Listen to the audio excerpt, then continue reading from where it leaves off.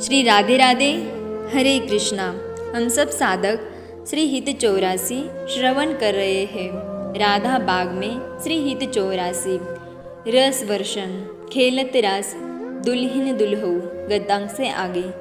रस वर्षण निकुंज में नित्य है, यहाँ रस की वर्षा होती ही रहती है, पर उसका रूप हर बार नवीन नवीन ही रहता है। रास नित्य है, पर नित्य रास अद्वितीय हर बार है। एक बार जो रास हुआ उसमें जैसा रस मिला वैसा आगे न मिलेगा न मिला था, किंतु हर रास नई उमंग, नई तरंग, नए रस का अनुभव कराती है।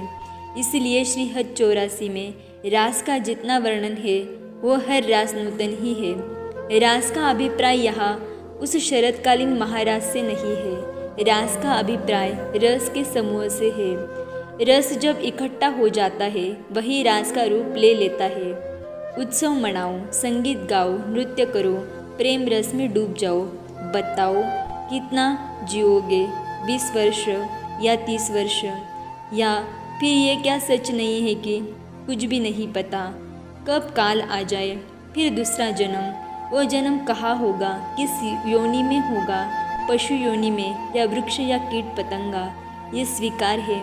चलो, तुम सोचोगे हमने तो पुण्य किए हैं, क्यों हम पशु बनेंगे? तो भैया पितर योनि में जाओगे। वो कौन सी श्रेष्ठ योनि है? आस लगाकर बैठे रहोगे कि बेटे पिंडदान देंगे तब खाएंगे, या उससे अच्छे कर्म होंगे तो चलो देव योनि में चले जाओगे, या उससे अच्छे कर्म होंगे तो इंद्र ही बन जाओगे, ब्रह्मा बन जाओगे। पर पुण्य खत्म होने के बाद तो फिर गिरोगे, फिर 84 लाख में सुख दुख भोगोगे। भैया ये मानव जीवन तुम्हारे पुण्य से नहीं मिलता, ये पता है ना। पुण्य से स्वर्ग मिलता है, पाप से नरक आदि मिलते हैं। कहीं नहीं लिखा कि पुण्य से मानव जीवन मिलता है। मानव जीवन मात्र भगवान की कृपा से मिलता है। कृपा हुई है तुम्हारे ऊपर, फिर क्यों व्यर्थ इसे गवा रहे हो? मत गवाओ। भगवान की भक्ति करो, भक्ति करते करते उनसे प्यार करने लगो।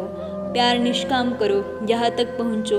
प्यार भगवान से कोई भी कर सकता है, क्योंकि भगवान ही अपने हैं, सबके अपने हैं। ब्राह्मण के अपने हैं तो चांडाल के भी अपने हैं, पुण्यात्मा के अपने हैं तो महापापी के भी है। आप पुण्यात्मा हो तो भी आ जाओ, भगवान से प्यार करो, और पापी हो, महापापी हो तो भी आ जाओ। प्रेम में कोई विधि निषेध नहीं है, यही मार्ग है श्रेष्ठतम, और कोई नहीं है मार्ग। विचार करो, रस को पियो, प्रेम ही रस है। इसी से तुम आगे बढ़ोगे, इसी से तुम निकुंज विहार के रास का दर्शन कर पाओगे। यहाँ तक पहुँचो। समय अनुकूल है भैया, हमारी प्रार्थना है, मेरी इतनी बात मान लो। ये जीवन व्यर्थ गया तो फिर कब मिलेगा मानव जीवन, कुछ पता नहीं है। सुनो ध्यान से श्री हित 84 का ये पद। निकुंज में रास चल रहा है, रस बह रहा है, सब कुछ चैतन्य है वहाँ, सब कुछ। आज श्री हित 84 का 62वां पद गान होगा।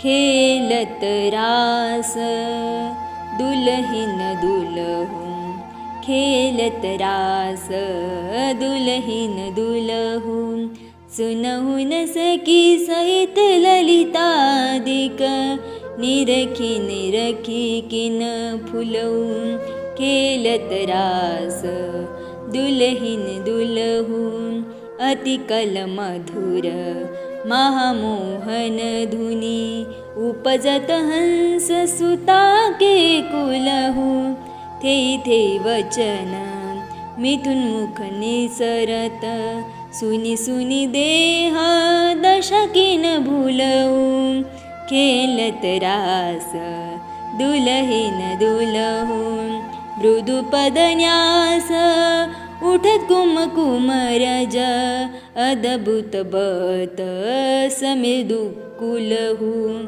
कबहु श्याम श्यामा दसनांचल, कचकुच हार छुवत भुज मूलहु, खेलत रास दुल्हिन दुल्हू, अति लावण्य रूप अभिनय गुण, नाहिन कोटि काम समतुलहु, भ्रुकुट विलास हासरस वर्षत, श्रीहित हरिवंश प्रेम रस झूलहु, खेलत रास दुलहिन दुलहु, खेलत रास दुलहिन दुलहु। ध्यान। वो कुंज तो अद्भुत तैयार था। सब सखियाँ सजाने में लगी रही और सजकर जब तैयार हुआ तब तो उसका स्वरूप देखने जैसा था। विवाह मंडप था वो। सखियाँ उत्साहित थी। सखियों ने मंडप तैयार किया था। उसमें युगलवर को बिठाकर आहा, श्याम सुंदर सेहरा बांधे है। श्यामाजू ने घेरदार लहंगा और चुनरी ओढ़ी हुई है। उनका स्वरूप देखते ही बन रहा था। विवाह संपन्न हुआ। सखियों ने जय जयकार किया।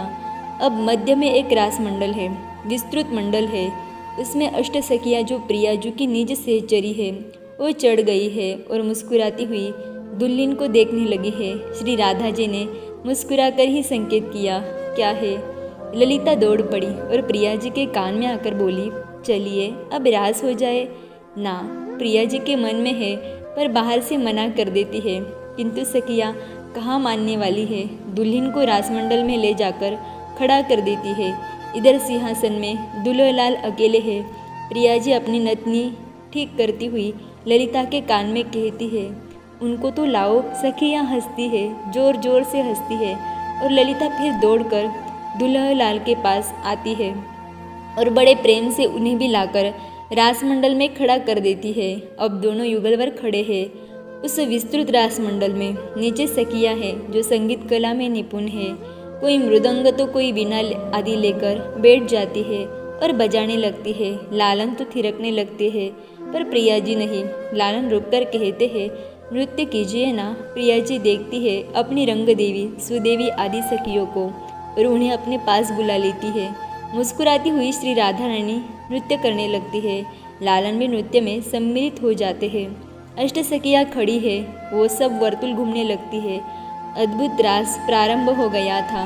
हित सखी आदि सखियाँ देखकर ही आनंदित है। समस्त सखियों के सामने हित सखी इस रास का वर्णन करती है जो अद्भुत से भी अद्भुत है। देखो तो नित्य नव दुल्हिनी और नित्य नव दुल्हलाल आज कैसे रास खेल रहे हैं। फिर हित सखी ललिता को कहती है, रंग देवी को कहती है कि अरे तुम दुल्हा दुल्हन के साथ नाच रही हो, फूलती क्यों नहीं हो। ललिता सखी हंसती है हित सखी की बात सुनकर। आहा, आज तो दिव्य रास हो रहा है।